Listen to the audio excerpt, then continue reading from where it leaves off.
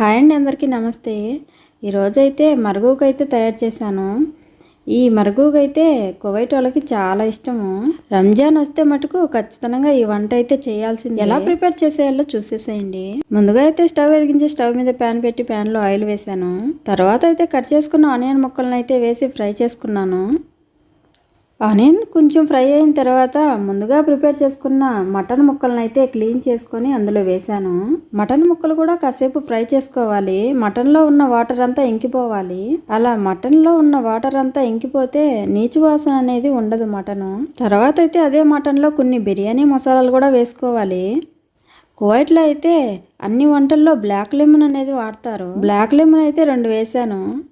ఇలా మసాలాలు వేసిన తర్వాత కాసేపు ఫ్రై చేసుకోవాలి. వాటర్ అంతా ఇంకిపోయి ఆయిల్ అయితే పైకి తేలాలి. 2 పచ్చిమిరకాయలు అయితే వేసాను.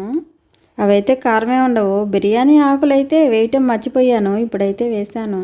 అలాగే తగినంత సాల్ట్ కూడా వేసాను. సాల్ట్ వేసుకున్నాక మిక్స్ చేసుకొని హాట్ వాటర్ అయితే వేసి 1 గంట అయితే ఈ మటన్ ముక్కలను అయితే ఉడకబెట్టాను. మటన్ అయితే సన్న సన్న ముక్కలుగా కట్ చేశాను కాబట్టి 1 గంట కల్లా ఉడికిపోతుంది. ఈ మటన్ ముక్కలు ఉడికేలోపు మరగ అయితే తయారు చేసుకోవాలి. ఈ మరుగులోకి మరగ్ సపరేట్గా తయారు చేసుకోవాలి. ఇలా చేస్తే తొందరగా అయితే మరుగుకు తయారైపోతుంది. మరో ప్యాన్ తీసుకొని ఆయిల్ వేసి కట్ చేసుకున్న ఆనియన్ ముక్కలను వేసి ఫ్రై చేశాను. కువైట్ వాళ్ళు ఇప్పుడు నేను చేసే మరగ అయితే మచ్చిబూస అన్నం లేకైతే వేసుకొని తింటారు. ఆనియన్ కొంచెం ఫ్రై అయిన తర్వాత టమాటా ముక్కలు వేసి ఫ్రై చేశాను. టమాటా కొంచెం ఫ్రై అయిన తర్వాత కొంచెం మసాలా అయితే వేసాను. మసాలా అయితే కొంచెమే వేసుకోవాలి. Coriander powder, cumin powder, paprika powder, కొంచెం కారీ కువైటీ మసాలా, సౌదీ మసాలా, కొంచెం మాజీ అన్నీ కలిపితే కూడా 1 స్పూన్ మసాలా అయితే సరిపోతుంది. నా పక్కన అయితే ఒక ఆమె అయితే వీడియో తెచ్చింది. ఆమె అయితే మా కువైట్ ఆమె కూతురు మనిషి, ఆమెకు వంట రాదంట. మా కువైట్ ఆమె అయితే ఆమెకు వంట చూపి ఆమె వంట చేయాలి మా కూతురు వాళ్ళకి 2 రోజులు నేర్పి అని చెప్పింది. నా పక్కనే ఉంది కదా అని చెప్పి సెల్ అయితే ఇచ్చాను వీడియో తీయమని. పక్కన అయితే మాట్లాడుతూనే ఉంది కానీ నేను ఊకొడతా ఉన్నాను. ఇప్పుడైతే కాసేపు మాట్లాడి చెప్తాను. ఆమె అయితే ఈ కువైట్లో అయితే ఇంతకుముందు 3 సంవత్సరాలు వేరే దేశంలో 3 సంవత్సరాలు పనిచేసిందంట. కాకంటే వంట అయితే తెలియదంట, పిల్లలను చూసుకుంటా ఉన్నిందంట. కానీ ఇప్పుడు మాత్రం వంట ఖచ్చితంగా చేయాలన్నారు. అందుకే వారం నుంచి అయితే నేర్పించనే ఉన్నాను. కువైట్ వంటలన్నీ నాకు తెలియదు కానీ నాకు తెలిసిన వంటలు అయితే కొద్దిగా అయితే నేర్పించాను. మసాలా వేసుకున్నాక కాసేపు ఫ్రై చేసుకొని కూరగాయ ముక్కలను అయితే కొంచెం పెద్ద సైజులో కట్ చేసుకొని వేసుకోవాలి.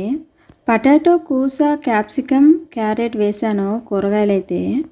ఇలా కూరగాయలన్నీ ఫ్రై చేసుకున్న తర్వాత టమాటా పేస్ట్ అయితే వేసాను. ఆనియన్ ఫ్రై అయ్యేటప్పుడు అయితే దంచిన వెల్లుల్లి అయితే వేసాను. వీడియో అయితే మిస్ అయింది. టమాటా పేస్ట్ వేసాక వాటర్ అయితే వేసాను. వాటర్ వేసాక కూరగాయలు అయితే ఒక 30 నిమిషాల్లో అయితే ఉడికిపోతాయి. ఉప్పు అయితే వేయలేదు, ఎందుకంటే మాజీ మసాలా వేసాను, అందులో ఉప్పు అయితే ఉంటుంది. మటన్లో కూడా ఉప్పు వేసాను కాబట్టి మరీ ఎక్కువ అవ్వకుండా దీంట్లో అయితే ఉప్పు అయితే వేయలేదు. తర్వాత అయితే పిండిని అయితే ప్రిపేర్ చేసుకోవాలి. నేనైతే సాల్ట్, మైదా పిండి, వాటర్ అయితే మిక్స్ చేసుకొని ఇలా పూరి పిండిలాగా ఇలా చేశాను. ఈ విధంగా అయితే చేసుకొని ఒక 30 నిమిషాలు పక్కన పెట్టుకోవాలి.